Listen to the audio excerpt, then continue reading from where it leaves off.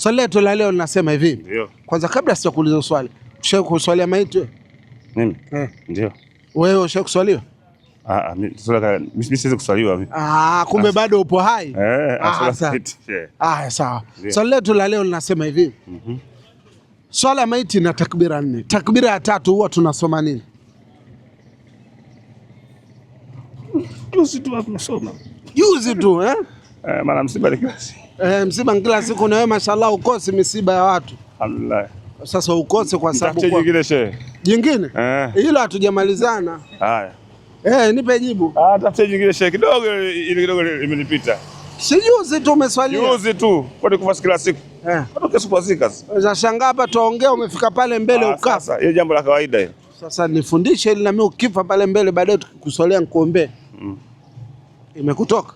Imenitoka. Basi mimi nitakwambia afu nitakuuliza swali la upendeleo sawa? Rahisi au gumu? Jepesi hivi. MBTV, dira ya maisha yako.